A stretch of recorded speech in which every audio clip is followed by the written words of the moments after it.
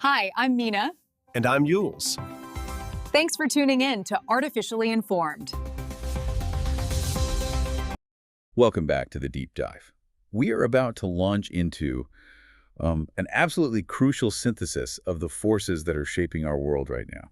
It's true. When you look at the global picture today, the contrasts are just staggering. They really are. On one hand, you have this immediate chaotic fury of global warfare, political upheaval, and then you set that against the quiet, almost microscopic decay happening in the deep sea. And these immense slow-motion geological forces that are, completely indifferent to our politics, it's a moment that really demands we pay attention on multiple levels, multiple timescales. Right. We have these geopolitical crises moving at breakneck speed, and they're colliding with these existential scientific data points. Ice sheets melting way faster than we thought, the hunt for the universe's missing mass. It's a lot to take in. It is, and that's precisely our mission for you, the learner. This deep dive is designed to synthesize this massive, complex stack of global information. Everything from cutting-edge particle physics and rapidly melting ice caps to volatile geopolitical conflicts, global economic shifts, and these really deep-seated cultural controversies. Our goal here is to quickly equip you with the crucial context, some balanced perspectives, and honestly, some of the truly surprising details that are defining this moment. We want you to be informed, but not overwhelmed. Exactly. Ready to discuss anything from the strategic importance of tungsten to the mysterious absence of deep-sea zombie worms. A personal favorite of mine. I can imagine. Okay, let's unpack this immediately. We're going to start where the volatility is highest and the human cost is most acute. Global flashpoint. Let's do it. We're examining this highly volatile intersection of major power conflicts, U.S. foreign policy shifts, and a number of regional security crises. It really feels like every single day brings new aggression or some kind of dramatic diplomatic reversal. And nowhere is that more immediate than in Ukraine. The human tragedy there, it just remains front and center. What are the latest reports?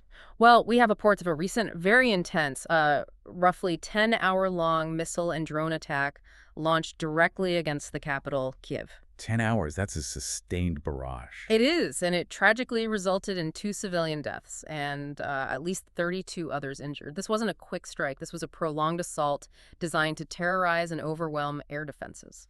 And the political response to that kind of aggression is, of course, absolutely critical. What was President Zelensky's take? He immediately asserted that the sheer brutality of this attack, its length and its targeting, definitively proves that Russia is completely unwilling to pursue any genuine peace efforts. He's essentially saying, look at their actions, not their words. The actions speak louder than any, diplomatic rhetoric they might be putting out. Precisely. And that view was reinforced by international allies. Canada's Prime Minister, Mark Carney, was actually visiting President Zelensky, and he publicly echoed that exact sentiment. Oh, interesting. Yes, emphasizing that any lasting, meaningful peace requires a willing Russia. So the consensus right now in Kyiv and in many Western capitals is that Russia is just using the idea of peace talks as a potential tactical tool, while at the same time it's just escalating the military pressure. But Russia, of course, has a completely different narrative that it's pushing. A completely different one. President Vladimir Putin recently congratulated his troops on what he called the liberation of Gulaipol in the Zaporozhye region. Liberation. And do we have details on that? The Russian Defense Ministry went into surprising detail, actually. They're claiming control over more than 76 square kilometers and clearing over 7,000 buildings in that area. Okay, but we have to take that with a grain of salt, right? We must. And Ukraine strongly disputes the complete loss of Gulaipol. They claim they still hold key positions in the area. This whole war has been characterized by these competing claims of territorial control, which makes on-the-ground intelligence extremely difficult to verify from the outside. And Putin didn't stop there, did he? He doubled down on the threat of force. He did. He issued a very stark warning. Russia will resort to further military force if its diplomatic efforts are rejected by Kyiv. He's positioning Ukraine as the intransigent party, the one that's stalling peace. Which brings us to the diplomatic counter-narrative Moscow is pushing. It seems specifically targeted at Europe. It is. Russian Foreign Minister Sergei Lavrov was highly critical of the European Union, the EU.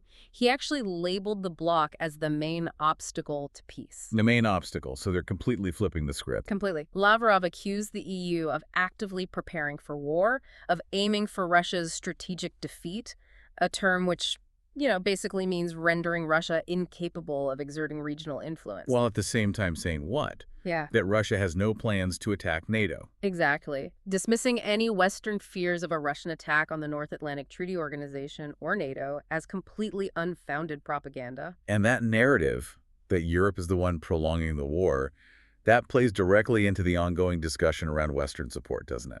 It does, because Zelensky continues to voice these very serious concerns about insufficient Western financial and military backing. He's stressing this dire need for sustained resupply, especially of things like air defense systems, which, as we just saw in Kiev, are critical. But the aid is still flowing, right? Yeah. I saw something about a major EU loan. That's right. Despite those concerns, the European Union did recently approve a very significant $90 billion left loan. This is intended to support Ukraine's budget for the 2026-2027 period. It's a massive commitment. And what's that designed to do? Just keep the lights on? Pretty much. Keep critical government services and the military apparatus functioning. It's a financial lifeline. And, predictably, Russia uses that financial commitment to attack the West internally. Of course. They immediately came out criticizing that this EU aid ultimately falls on the shoulders of ordinary European taxpayers. They're trying to sow dissent, suggesting it risks economic stability in the West while enriching defense contractors. But the whole conversation around financial aid is, well, it's complicated by a very sensitive issue. Extremely sensitive.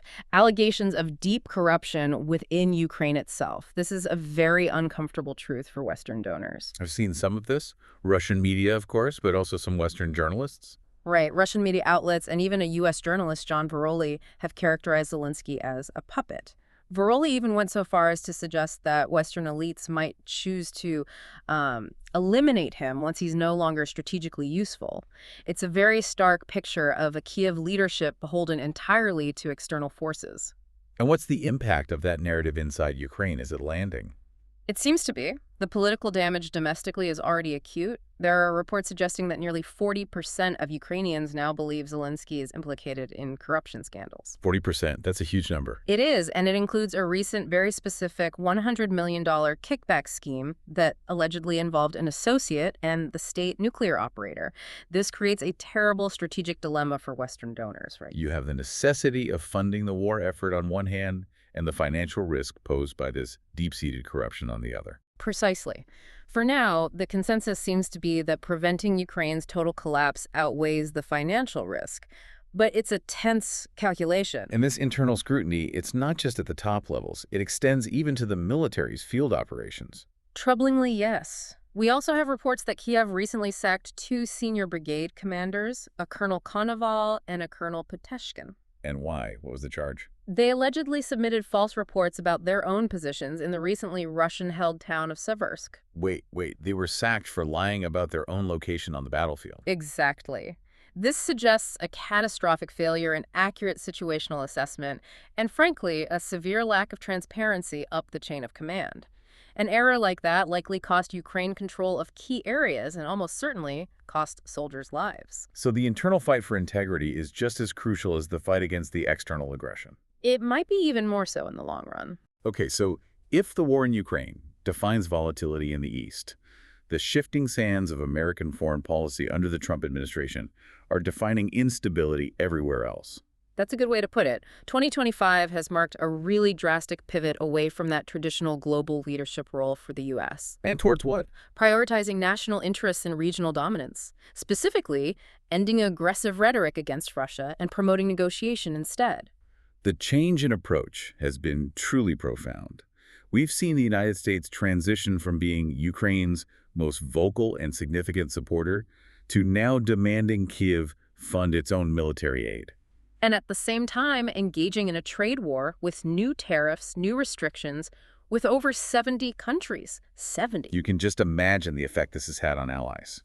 Oh, it's been bewildering for them. European nations who, for decades expected unwavering support against Russian aggression are now completely confused by these actions. Analysts are suggesting this marks a deeper schism in Euro-Atlantic relations, bigger break in the international order than anything we've seen since the 1930s. It's a move toward purely transactional relationships over these long-standing alliances. And here's where we get to the core doctrine change. This is the Monroe Doctrine revival. Exactly. The Trump administration's new national security strategy has reportedly revived the Monroe Doctrine. Hmm. Now, for those who might not be familiar, the original 1823 doctrine basically stated that the United States would not tolerate European powers colonizing or intervening in the Americas. And in exchange, the U.S. would stay out of European affairs. Right. But this modern revival, it's less about military non-intervention and much more about establishing the Americas, both North and South, as the undisputed U.S. sphere of influence. For what purpose? Resource security and trade hegemony. And this immediately created new strategic focal points. Specifically, the administration has designated Greenland and the Panama Canal as special strategic concerns. Which had immediate consequences in the Arctic. Immediate. Greenlanders reacted with palpable concern to the appointment of a new U.S. Special Envoy for Greenland, Jeff Landry. They're worried. Worried about what, specifically? Their autonomy. Their fragile autonomy, yes, but also the environmental pressures that come with increased U.S. interest in the Arctic's incredibly rich natural resources, oil, gas, crucial rare earth minerals, all of which are becoming more accessible as the ice melts. So this shows that deep connection between a geopolitical doctrine and the global competition for resources. The U.S. is clearly looking to enhance its presence in a strategically vital region. They likely view it as a vital check against increasing Russian and Chinese interest in the Arctic's shipping lanes and its resources. It's the new great game, and it's being played on the ice. Shifting south again, we also saw some specific U.S. military interventions that raised a lot of questions about motive. You're talking about the airstrikes in Nigeria. Yes. Yes. Airstrikes were authorized against the Islamic State of Iraq and the Levant, also known as ISIL or ISIS, in northwestern Nigeria. And the official justification from Defense Secretary Pete Hegseth was that these strikes were about protecting innocent Christians against terror groups and addressing a perceived lack of action from the Nigerian government itself. However, critics immediately jumped on this, suggesting that the strikes may be more politically influenced. They argue that this was pressure from Trump's right-leaning Christian coalition back home. So they're questioning the genuine humanitarian concerns versus the political motives tied to his base. Exactly. It underscores the incredible complexity of foreign intervention in regions that are already plagued by long-running sectarian and security issues, especially when those actions align so perfectly with domestic political interests. It's a very murky line between foreign policy and domestic politics. That line seems to be getting blurrier. Okay, the instability is truly global. We have at least 3 other major regional crises that are demanding immediate attention. Let's start with Iran. Right. Iran's total war allegation. This was a very stark declaration from Iranian President Masoud Pezeshkian. He stated, point blank, that Iran is engaged in a full-fledged war with the U.S., Israel, and European nations. A full-fledged war. That's not a term you use lightly. What's the justification for that? He attributes this severity to what he calls relentless military and economic aggression.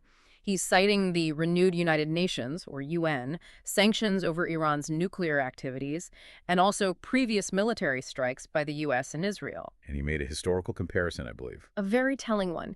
He compared the current situation unfavorably to the prolonged, devastating Iraq-Iran war of the 1980s. He's trying to highlight the severity of the external pressures and this, perceived new paradigm of warfare that's heavily influenced by major powers. Okay, next, a diplomatic storm brewing in the Horn of Africa over Somaliland. The Somaliland recognition controversy, this is a big one. Israel has formally recognized Somaliland. Which, we should be clear, is a self-declared state that broke away from Somalia back in 1991. Exactly. And this move has major geopolitical ramifications because, to this day, Somaliland is not internationally recognized by the UN or most of the world. To understand the impact, you really have to look at the map, don't you? You do. Somaliland sits in a strategically crucial location on the Gulf of Aden, right near the Bab el-Mandeb Strait, which is one of the world's most vital shipping choke points. Israel's recognition signals a brand new strategic alignment in a very volatile region. And Somalia's reaction was predictable. Immediate condemnation. They labeled it a deliberate attack on their territorial integrity, and they're urging regional solidarity against Israel's action. And where does the rest of the world stand on this? Critically, the European Union has supported Somalia's stance. The EU views the recognition as destabilizing and as potentially setting a very dangerous precedent for other separatist movements worldwide. And this has already escalated to the highest levels. It has.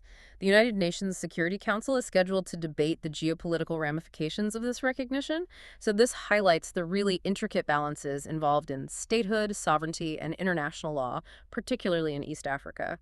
Finally, let's turn to Syria, where the tragic sectarian violence continues to highlight these deep internal divisions, even years after the peak of the civil war. Yes, we saw deadly protests erupt recently in the coastal city of Latakia. This was a direct response to a mosque bombing in Homs, which was claimed by a Sunni extremist group. And the fallout in Latakia was tragically swift. It was. Reports indicate that security forces killed 3 Alawite minority protesters during the unrest. Now, the Alawite community, which is the community President Bashar al-Assad belongs to, was protesting for justice and security. So they were protesting against a government led by one of their own. Yes. They feel that the government is failing to protect them despite that connection. This incident just underscores the deep sectarian divides, and it's reigniting fears of escalating violence in what's supposed to be post-Civil War Syria. It really demonstrates that a political victory on the surface doesn't mean there's unified peace underneath it. Not at all. The old wounds are still very, very raw. That deep dive into the geopolitical flashpoints reveals acute human vulnerability, political friction across the entire globe.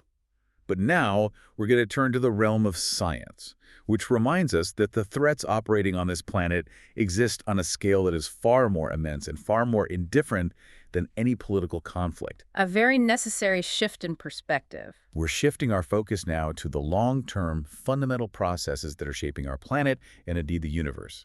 And the news here is, well, it's both profoundly alarming from a climate perspective and utterly thrilling from a physics one. Let's start with the alarming part then, Greenland. Greenland. It holds the key to global sea levels, and some new research has just unveiled a hidden geological risk factor. That's right. Researchers have developed the most advanced 3D models of geological temperatures that exist beneath the vast Greenland ice sheet. And what are these models showing? What they reveal is, to put it lightly, highly disconcerting. They show significant and uneven heat that is trapped beneath the ice, and it's stemming from ancient, persistent geothermal activity. So volcanic threats. Dormant, but still radiating a lot of heat upwards. A substantial amount of heat, exactly. This long, dormant geological heat is significantly affecting the melting patterns from below, especially along the eastern edge of the ice sheet. So it means we're facing a dual crisis. We have the human-caused atmospheric warming from above, and that's combining with these powerful, deep geological factors from below. Right. We are melting the ice faster than we ever thought possible, and it really suggests we may have seriously underestimated the scale of the problem. And the numbers, the actual data, they confirm this acceleration is already here. They do. The data confirms that current summer melting is occurring 2 to 5 times faster than it did in pre-industrial times. 2 to 5 times. And speaking of acceleration, 2025 was the year. This was the year that global temperatures officially exceeded the critical 1.5 degrees Celsius threshold above pre-industrial levels for the first time on record. And that 1.5 degree threshold, that's an internationally recognized red line. It's the point beyond which climate change impacts are projected to become catastrophic and potentially irreversible. And we are already seeing the consequences of crossing that line. Immediately. We're seeing the intensification of impacts like the devastating protracted wildfires in California, for example. The cause and effect is becoming clearer and clearer. What are the long-term implications here for sea level rise? I mean, the numbers I've seen are immense, terrifying. They are. Forecasts are now projecting a rise of between 6 and 33 centimeters by the end of this century, and that's under current policies, But if emissions continue unchecked and the Greenland ice sheet were to fully melt, which is often considered an unlikely scenario, but it's still physically possible. If that were to happen, that number shoots up to over 7 meters. 7. And what does 7 meters look like? It looks like the inundation of nearly every major coastal city worldwide. Yeah. We're talking Shanghai, New York, London, Miami. Gone. And there's a bizarre biological detail that came out of this research as well. There is. Scientists discovered these highly resilient algae and microbes, and they are thriving in these warming, high-melt conditions right there on the ice surface. And they're not just surviving, they're actively making things worse. They're accelerating the melting process, They do it by darkening the ice's surface. It's a process known as albedo feedback, which causes the surface to absorb more heat from the sun instead of reflecting it. It's a microscopic, positive feedback loop, and it's dramatically increasing the rate of decay. And if we connect this to the bigger picture, we have to place the political response, or lack thereof, in context. We do. The Trump administration's sweeping rollback of environmental regulations, including significant cuts to the Environmental Protection Agency, the EPA, and a major boost for fossil fuel extraction, all of that led to the U.S. officially ceding its leadership role in the UN climate talks. And that vacuum is being strategically filled, isn't it? It is. China is rapidly advancing its renewable energy market, particularly in solar and battery technology, and it's leaving the U.S. behind in some of these critical technology sectors. And at home, in the U.S., the energy debate now sees these rising electricity demands, Driven partly by massive data centers, artificial intelligence applications. colliding violently with policies that are favoring increased fossil fuel reliance. It's a system at war with itself. It is. Now let's pivot from the planet's crust to the cosmos. Let's talk about the thrilling part. Particle physics, making major strides in hunting for the unseen, and the main elusive target is the axion. The axion. It's a hypothesized particle that, if it exists, would solve one of the most significant and nagging mysteries in physics, the strong charge parity, or CP, problem. Okay, can you break that down for us? Sure. This problem essentially asks why the strong nuclear force doesn't violate time symmetry, which, based on current theory, it really should. The axion is the elegant mathematical solution that makes it all work. But more practically, for the structure of the universe, it's also a leading candidate for dark matter. A major component of it. Dark matter accounts for roughly 26.8% of the universe's total mass. It's the invisible stuff that's holding galaxies together, the stuff we can't see or touch. And axions might be it. So researchers have proposed a new, fascinating, and highly practical detection method. They have, including a team from the University of Cincinnati. And the key is using the high-energy environments inside fusion reactors. Like the International Thermonuclear Experimental Reactor, or ITER, in France. So, hold on, a fusion reactor to find dark matter. Walk me through that, because it sounds like something out of science fiction. It does, but the physics is sound. It's because of the massive, intense neutron flux inside the reactor. The theory suggests that during the fusion process, when these super high-energy neutrons interact with the powerful electromagnetic fields inside the reactor's plasma, there's a tiny, tiny chance that they could convert into an axion. So they're not detecting them directly, they're causing them to be created. Exactly. They plan to use the fusion reactor as an enormous, specialized axion source. If they can detect the axions coming out, they've proven they exist. It's a brilliant example of energy research inadvertently supporting fundamental physics. That is thrilling. And we also saw another key finding, this one from the ALICE collaboration at the Large Hadron Collider, the LHC, on the France-Switzerland border. Yes, ALICE stands for a Large Ion Collider Experiment, and they've solved the mystery of how deuterons and antideuterons are created in these high-energy collisions. And this is a major insight for cosmology, for understanding the early universe. It is. A deuteron is a form of hydrogen nucleus, just one proton and one neutron. The creation of these nuclei just after the Big Bang is critical to understanding how all the elements formed.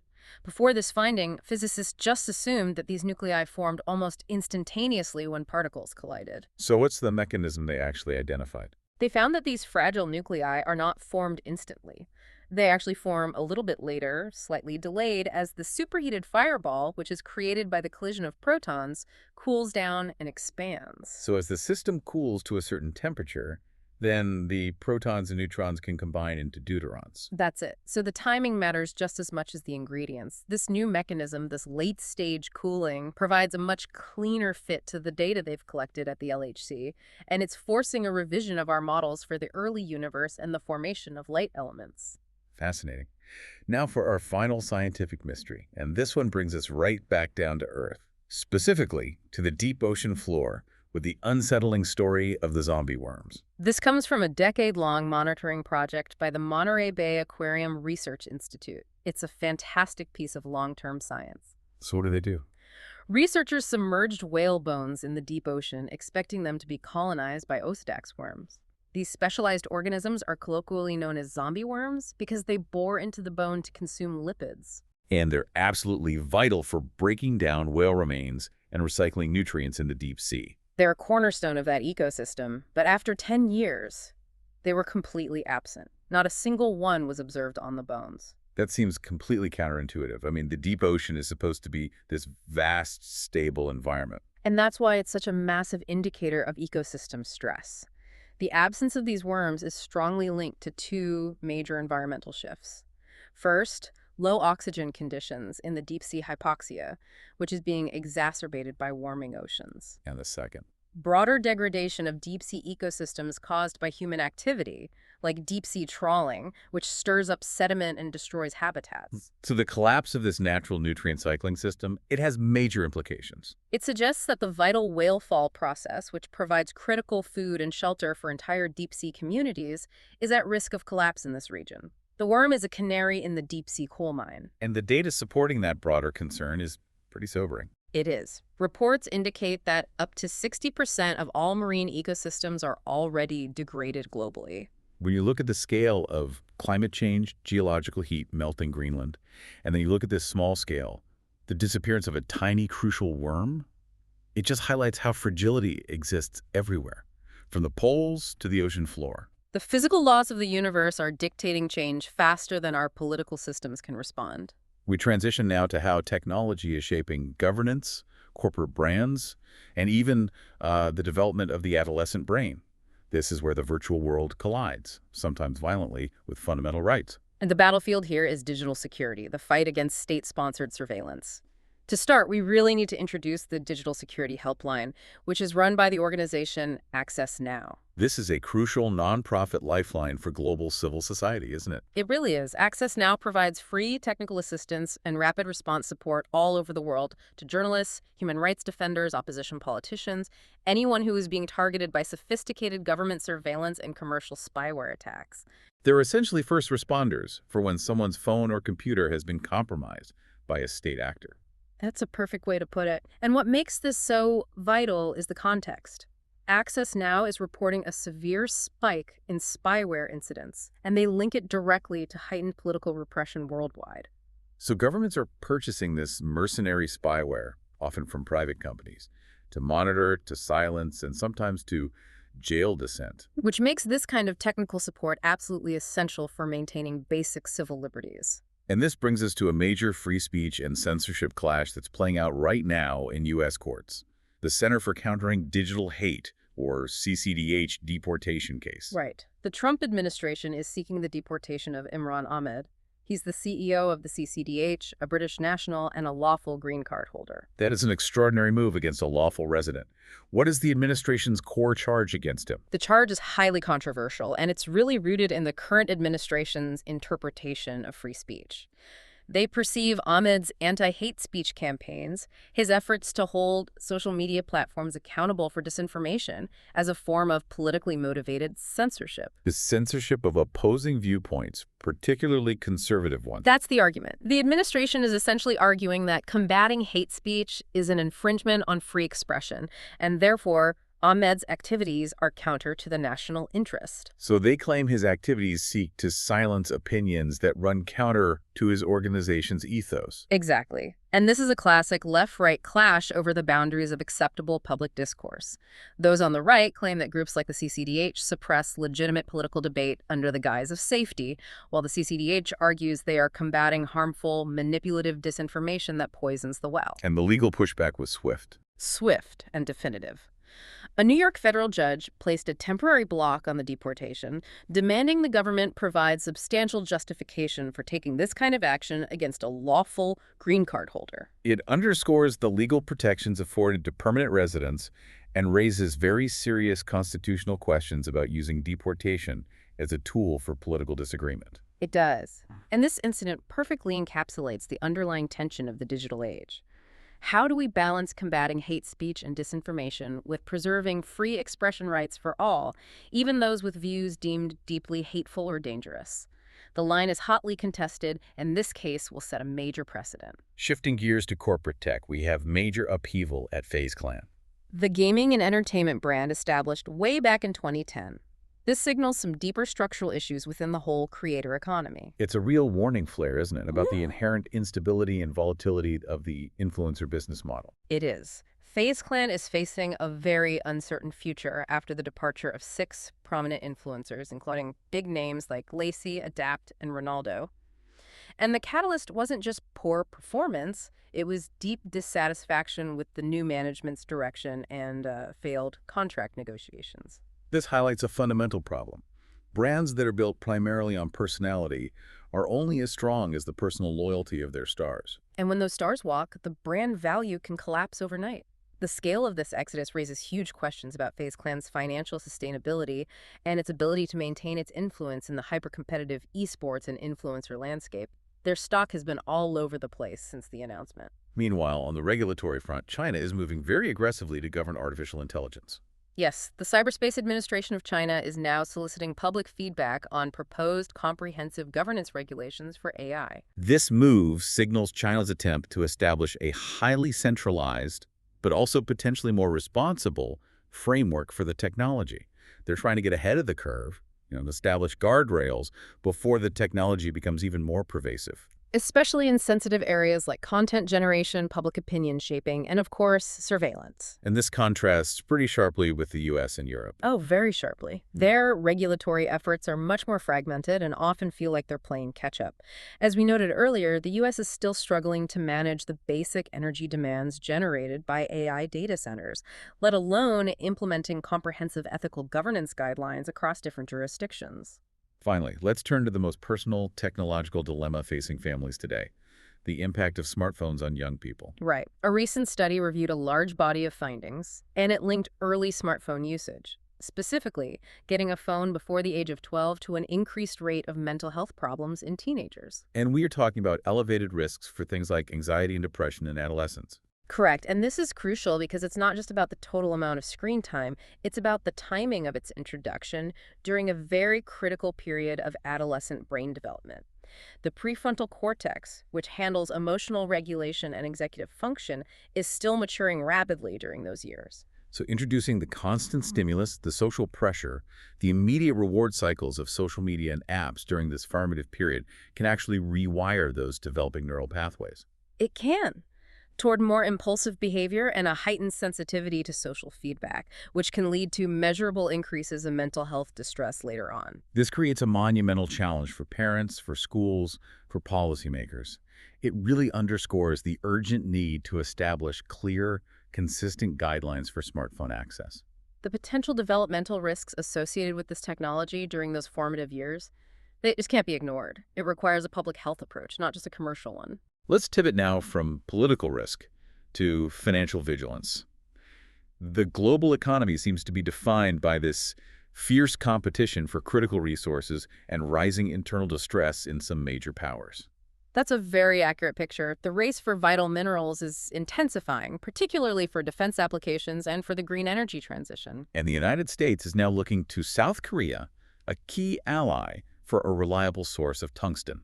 Tungsten is incredibly critical. A lot of people might not think about it, but it's an essential mineral for defense. It's used in everything from high-density ammunition and armor-piercing rounds to aircraft components and electronic circuits. So the U.S. decision to look to South Korea reflects a serious supply chain vulnerability. What is that vulnerability? China.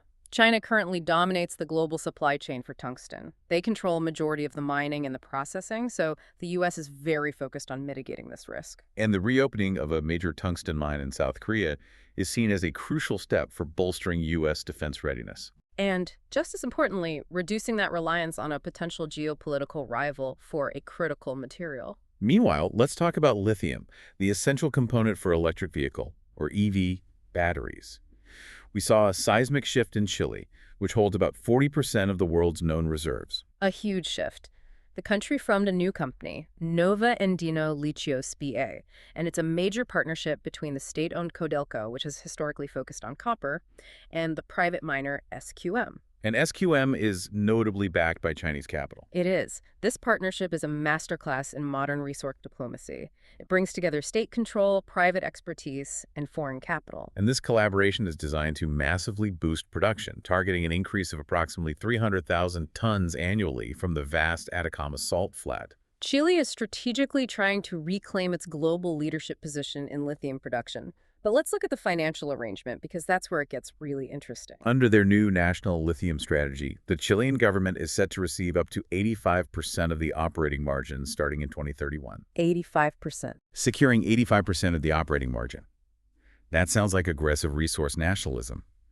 Does this new profit-sharing structure risk deterring other necessary foreign capital or technology transfer that they need to ramp up production to those ambitious targets? That is the precise question that analysts are asking right now. It is a very delicate balance. Chile is leveraging its resource dominance to maximize state revenue, and that reflects a global trend towards resource sovereignty. So while the high government cut might deter some Western investment, The sheer volume of the reserves still makes it an unavoidable partner, especially for partners backed by capital-rich states like China who are playing a longer game. now, shifting to energy strain, the situation in Europe remains dire. It does. Russia's gas giant, Gazprom, reported a record quantity of gas was withdrawn from European storage facilities on Christmas Day.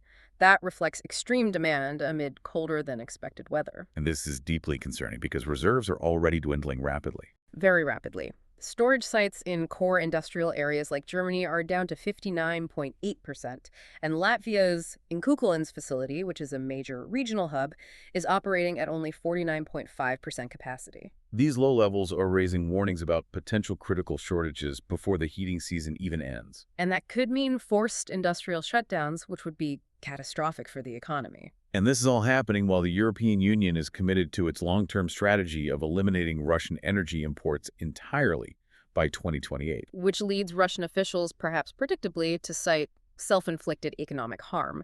They argue that Europe's decision to cut off its cheapest energy source is the root cause of the current scarcity and the high prices.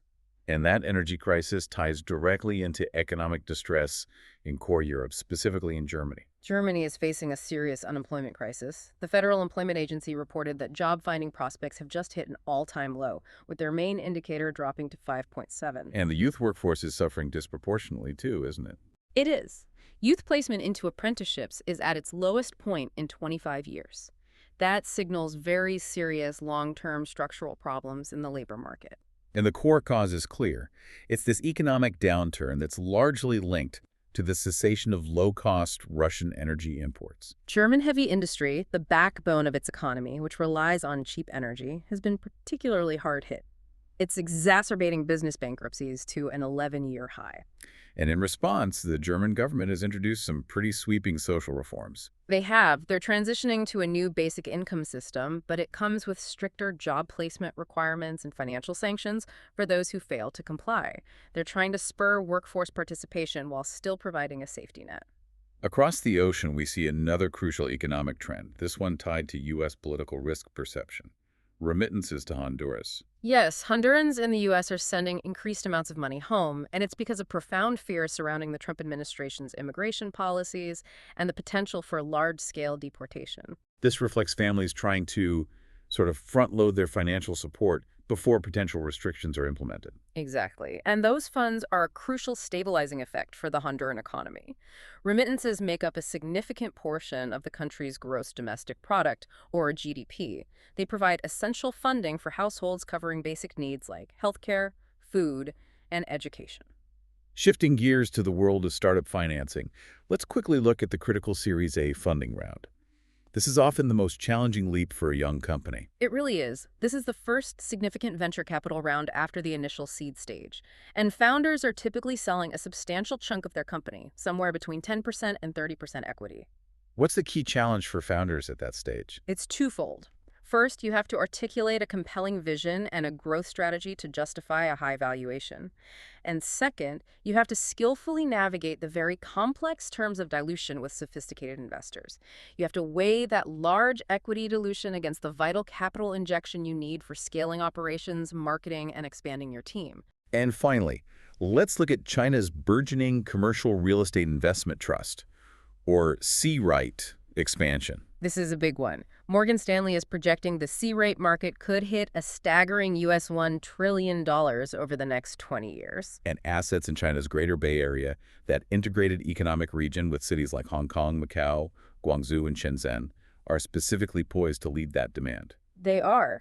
China recently expanded the eligibility list for C-REITs to include commercial properties like shopping centers and hotels. So why is this expansion so important right now? It signals a pivot. It does. It's a shift from a reliance on new construction debt to offering stable rental equity.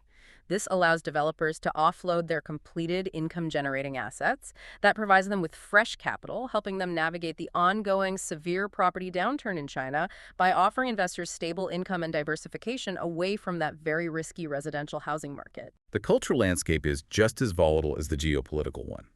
This next segment dives into the controversy spanning cultural institutions, political ethics, and the ongoing fierce debate over free speech. And the first controversy involves the Kennedy Center in Washington, D.C., and the political appropriation of a major cultural space. We're talking about the Trump renaming backlash. Right. The center's board controversially renamed a prominent venue after President Donald Trump, and the protest was immediate and very high profile. Renowned jazz drummer Chuck Red canceled his scheduled Christmas Eve performance in protest. He stated publicly that he cannot, in good conscience, associate with a venue that is honoring Trump. And the institutional response was severe and potentially precedent-setting. The Kennedy Center is reportedly seeking $1 million in damages from Red for breach of contract. This has sparked a fierce debate over the intersection of arts, politics, and an artist's personal conviction. It really does tie back to those free speech debates we saw in the CCDH case, but now it's in the context of cultural funding and contracts. It raises the question, does a cultural institution have the right to enforce political neutrality on its performers? And what are the legal limits when a protest is based on a deeply held political belief? Then there's the Imperial War Museum dispute in the United Kingdom. The IWM. The museum replaced its historic military honors gallery, which featured the Victoria and George Cross medals celebrating traditional heroism, with an LGBTQ+ themed exhibition. It's titled Exploring LGBTQ+ Stories in Times of Conflict. And critics, including very high-profile figures like Lord Michael Ashcroft, immediately viewed this as an excessive woke shift. They're arguing it trivializes traditional heroism and military sacrifice by prioritizing identity politics. Their claim is that it's an attempt to fundamentally reframe British military history. But the museum defends the exhibition's relevance. They state that military history must be inclusive of everyone who served, regardless of their identity. So the controversy really highlights this severe clash over traditional narratives versus inclusive modern identity politics within these major cultural institutions. It's a reflection of deep societal divisions on how history should be memorialized. And another controversy in the UK, this one over the political asylum debate around the Egyptian dissident, Alaa Abdel Fattah. Fattah, a prominent writer and a very vocal critic of the Egyptian regime, arrived in the UK after a protracted campaign successfully lifted his travel ban. And the welcome he received was highly partisan. Labour leader Keir Starmer welcomed him, which immediately drew harsh criticism from the Conservative or Tory opposition. Tory politicians publicly called for the dissident's deportation. They did, arguing that his presence could be seen as damaging the UK's delicate diplomatic and trade relationship with the government of Egypt. This just fuels these intense tensions over who the UK grants political asylum to and the repercussions for international relations. It forces the UK government to choose between upholding human rights activism and maintaining stable geopolitical alliances. And we must also note the related UK hunger strike. 8 activists who were detained for attempting to damage property linked to Israeli military operations are protesting the government's response to the Gaza conflict. And they're criticizing Prime Minister Starmer's administration specifically. They are. They're accusing the government of adopting authoritarian tactics against dissent, and they're citing the use of expansive anti-terrorism measures against groups like Palestine Action. It shows the severity of the cultural and political friction, where even the methods of protest, like a hunger strike, become a political flashpoint themselves. Let's turn to domestic accountability now, which is under the spotlight with several high-profile corruption cases spanning multiple states. First, the Florida lawmaker scandal. Florida Representative Sheila Cheerfulis McCormick is facing a federal indictment. She's accused of allegedly misusing millions of dollars that were intended for the disabled, funds that were supposed to support vital community services. And the indictment specifically mentioned a lavish $100,000 ring that was purchased back in 2021. That's right. And the public response was swift. Amid intense scrutiny, she even edited a public photo of herself to remove the controversial ring, which of course only intensified the questions about transparency and financial ethics in public office. It highlights the difficult task of ensuring public funds actually reach vulnerable populations and aren't diverted for personal gain. Then we have the serious allegations surrounding Minnesota Governor Tim Walz.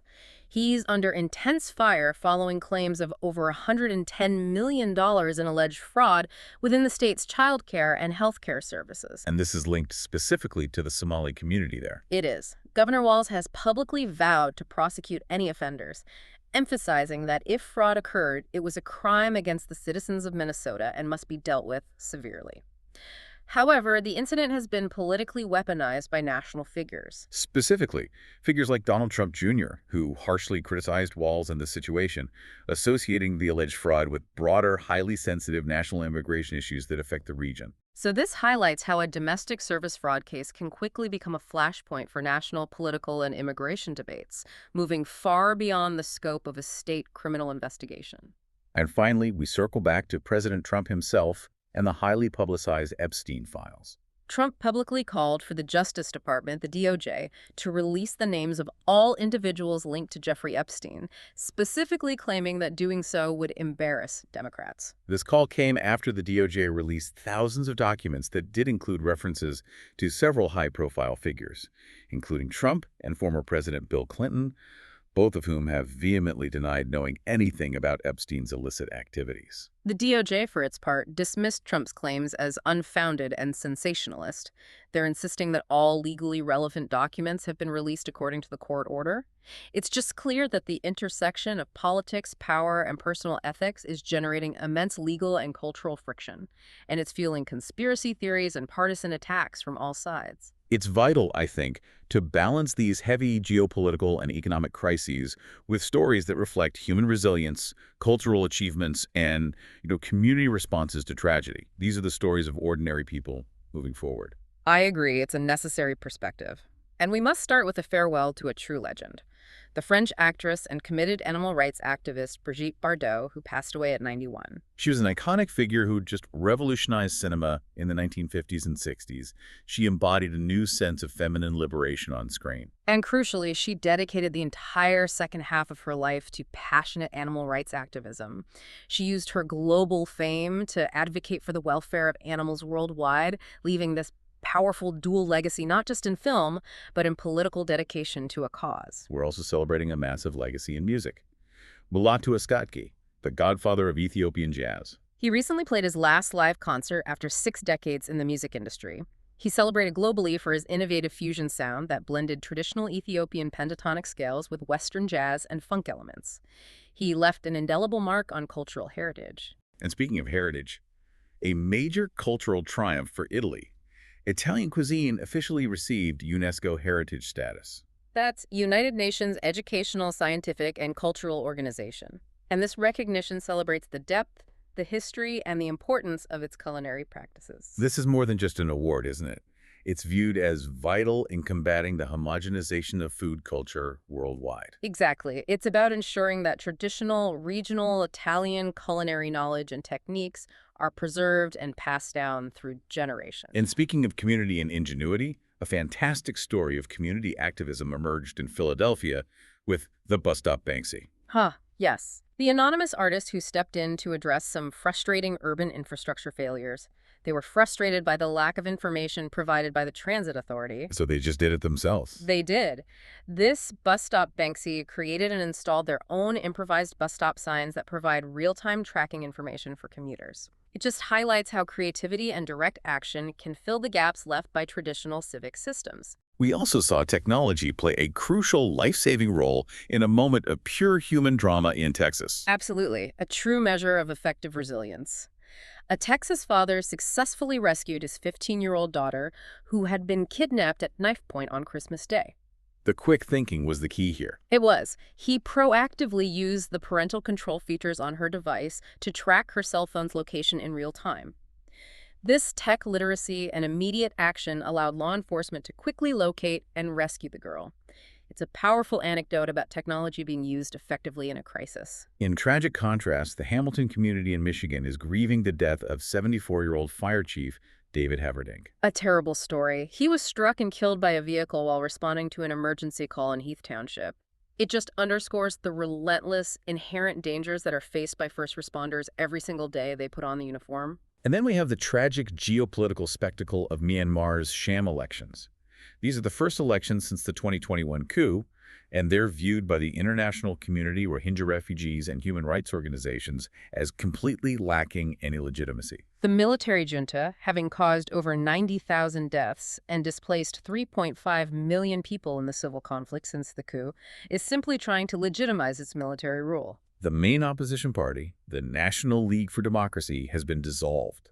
The entire process is fraught with violence and fear, with many townships completely disenfranchised. And the Rohingya refugees who are currently residing in Bangladesh, for example, they view these elections with profound skepticism. They feel their hopes for repatriation and any genuine democratic transition have just been dashed by this military maneuver. Finally, let's wrap up with the latest in sports, where human drama plays out on a different kind of field. We could start with boxing supremacy in Riyadh. Nayo, the monster in Nui, showcased his dominance over Alan David Picasso Romero, winning decisively and solidifying his pound-for-pound status. And that victory was key. Because it sets the stage for a highly anticipated 2026 mega fight against Junto Nakatani. Exactly. Both fighters are looking for undisputed supremacy in their weight class, making this the fight everyone is waiting for in the boxing world. In football, or soccer, we saw a very poignant moment. Diogo Jota, the beloved former player for Liverpool and Wolves who died tragically, was honored by his children leading the tributes before the Liverpool versus Wolverhampton Wanderers match. Just a powerful display of unity across rival clubs mourning a great loss. And the Premier League drama continues, with Arsenal holding on in what they're calling survival mode at the top of the table. Thanks largely to a sensational late-game save from their goalkeeper, David Raya. Meanwhile, managers like Nottingham Forest's Sean Dyche were, in his words, stunned by what they called bizarre video assistant referee, or VAR, calls following a loss to Manchester City. So the controversy over VAR consistency is still very much alive. It's injecting an element of uncertainty and frustration into the world's most popular football league. And cricket gave us an absolute shocker. The Melbourne Cricket Ground, or MCG curator Matthew Page, was reportedly in a state of shock after England defeated Australia in an unexpected two-day test match. A two-day test at the MCG is virtually unheard of. It raises major questions about the pitch conditions at what's traditionally a long match venue. It does, and my favorite quirky sports story of the week has to be the social friction caused by the booming popularity of pickleball, of all things, in Vietnam. I saw this. Residents in Hanoi and Ho Chi Minh City are filing noise complaints. They are. They're labeling the sound of the paddles hitting the ball that sharp, distinct thwack, an acoustic hazard. It seems even recreation can be a source of unexpected urban conflict. This deep dive has really spanned the extremes today, from the fragile state of global peace, defined by the Russian invasion of Ukraine and this aggressive U.S. foreign policy pivot, to the startling data points from climate science, the 1.5-degree threshold being breached, Greenland's hidden geothermal heat, and the pervasive fundamental influence of technology on our political discourse and even on youth development. We've seen vulnerability on every single scale imaginable. From the commander who was sacked for lying about his position in Ukraine, to the tiny, absent Ozadax zombie worms signaling deep-sea ecosystem collapse. To the German economy faltering because of high energy costs, the world feels like it's operating very close to its breaking point, both politically and physically. It does, yet amidst all this immense complexity, we also clearly see the quiet courage of ordinary people, people striving to rebuild communities and protect their families. That Texas father tracking his kidnapped daughter, the anonymous bus stop Banksy in Philadelphia, solving civic problems. These are these moments of immediate, effective resilience in the face of profound systemic failures and individual threats. So what does this all mean for you, the learner? I think our final provocative thought for you is to reflect on this profound, inherent contrast. On one hand, our most advanced science constantly reminds us that geological forces, dark matter, global warming, they're operating on an immense, indifferent scale. They're constantly undermining our fragile human efforts and our political boundaries. Yeah, human politics, suffering, the need for justice. All of that demands our immediate, urgent attention. So how do we, as a species, reconcile the immediacy and urgency of our political conflicts and our domestic crises with the vast, slow-motion existential scale of planetary change? It requires considering that vulnerability and resilience exist simultaneously in both the human and the natural worlds. It demands a dual focus on the present fight and on the future reality. We hope this deep dive encourages you to reflect on which of these layers, the immediate political urgency, the scientific existential threat, or those small human triumphs, resonated most with you and inspired you to explore these complex currents further. Until next time. Stay curious and stay informed. For enjoying Artificially Informed. Hit subscribe and share it with a friend. From the left, the right, and straight from the algorithm. Thank you. That's it for today's Artificially Informed. Nope. Thanks for spending your time with us. Yeah. Stay sharp, stay curious. See you next time.